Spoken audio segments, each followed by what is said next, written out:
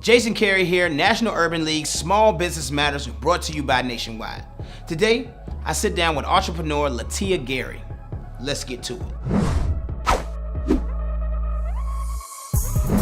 Miss Latia Gary, CEO and Quality Compliance Consultant for LG Solutions, LLC. It's a mouthful. Quality Compliance Consultant. First, let's just start there and explain that title. Okay, sure. So, just to give you a little bit about myself, my background is engineering. Okay. I have an electrical engineering degree. And in the Midwest, it's not a lot of area for you to do circuitry design analysis and things of that nature, what I enjoy. It's a lot of programming, robotic programming.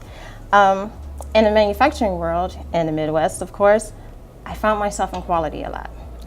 So I found myself doing a lot of problem solving, a lot of analysis, and a lot of scrap reduction. You got to get this process in place and most efficient as Speaking possible. my language. Right. So between that and in every industry, guess what? You have rules and regulations that you have to meet. So a lot of times I simply explain quality as being the police. We kind of have to monitor and make sure that we're working within our guidelines because we're trying to get product out the door as quickly as possible, but we have to make sure we stay within our regulations. So that's the quality and then the compliance side of it. Okay. All right. So LG Solutions. Tell us about your business. So LG Solutions, most people think it means Latia Gary. Okay. It actually means logical, goal-oriented solutions. Because guess what? If you're not logically solving problems, your thought pattern is off, or you can sway in different ways. So let's logically think about this. And we all have goals. We all have profit margins we're trying to beat year over year, trying to get those scrap numbers down. So that's why it's logical, goal-oriented solutions.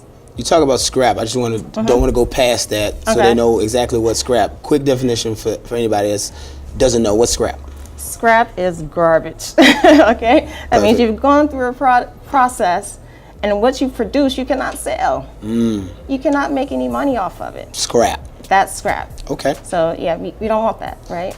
So you talked about the being in corporate. Why did you decide to start consulting? In my industry and quality, when I say my industry, I'm talking across the entire board of in quality, whether you're in the manufacturing, whether you're in construction, in energy, or whatever industry you're in. Most people in quality wait till they retire to start consulting. And so a lot of my peers that I talk to and that I discuss issues with, most of them are what we call gray beards, right? They're older guys ready to retire. Gray beards? That's one of the terminologies we utilize. Okay. Okay. So they're ready to retire. And then they just come back a week later as a consultant. I decided I didn't want to wait till I retire. Gotcha. And I decided that not only did I not want to wait till I retire, but you make good money as a consultant. So why don't I start this process earlier? So that was one of the reasons why I decided I wanted to go into consulting. In addition to, I love what I do. I love solving problems. I love working with individuals and going through their thought process and looking at their regulations and how they can stay within their regulations and their processes and working to improve those processes. Well, in my past in corporate America, I can only work for one company at a time. Gotcha. Okay. All right. And that limited me. And at the same time, when I'm working with that one company or with my suppliers, my supply base, getting my suppliers up to speed, I'm also teaching them. So guess what? I'm getting bored because I've taught everybody everything. So now they're coming to me and asking, just want to go through the thought process. They just like, well, this is the problem, this is what we did, and they just want my opinion. They just want to know if they were right. Gotcha. So I got to a point where I was also bored. So I said, I want to work on multiple projects. I want to do more. And the only way that I could see doing more was walking away. And being a consultant. Absolutely. You talked about making more money as a consultant. So, which brings up a good question for entrepreneurs. Pricing is often difficult. Don't know how to price your service or your product. Just trying to decide that. How do you decide pricing? How do you go about that? Some tips about figuring out your pricing as an entrepreneur. Okay. Well, especially in the consulting realm, I did a lot of research. I did a lot of reading. I did a lot of searches, and I actually talked to other individuals that were consulting. A lot of them didn't want to necessarily share their dollar figures, but based on some of the feedback I received and some of the things I read, you kind of have to look at take into consideration what your base salary was, take into consideration the benefits you received, because as a consultant, you're not going to have those benefits. Correct. All right, and then you're supposed to multiply that between 2 to 4 times. Wow. So depending on your skill level, depending on your outreach, your contacts, that's how you can determine whether you need to multiply that number by 3 or multiply it by 4. Wow. The equation. The equation, right. Sorry, it is about the numbers, it is about the math, right? They need to know. Right, and you know, I'll be remiss if I didn't say within quality, we're not supposed to care about quality and cost. However, we're talking about your finances. You're talking about your personal numbers. Yeah. So you do need to figure those out. And also understand that what sector you're working in, so not only do you need to know your value, but you also need to know with what industry you're working in, what that pricing looks like. So I'm in multiple industries. Some industries don't necessarily pay as high as others.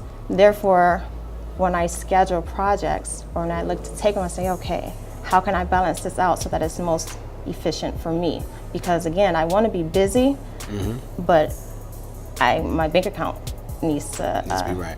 Has to look right as well. Yeah, definitely. It's about the numbers. And before we get out of here, another important question for entrepreneurs is, because you talked about corporate, you talked about your background, deciding to leave corporate. How did you decide, and when should an entrepreneur decide to leave corporate America? Okay. Again, utilize corporate America to learn as much as you can, because they're going to send you to school. They can send you to get those necessary certifications. So you're going to be a consultant in whatever industry you're in. Figure out what that looks like. So if your company brings on consultants, say if your company brings on consultants to train you, talk to them. Ask them what certifications do they have, what's their background, who did they connect with, and just start that process. I actually met a consultant that way, and I kind of made her my mentor. Why? Because she was doing what I want to do. And then I put a time frame in place. I put an exit plan in place, basically. So that my exit plan allowed me to build up my certifications and also build up my bank account. Because you got to plan out for the what ifs.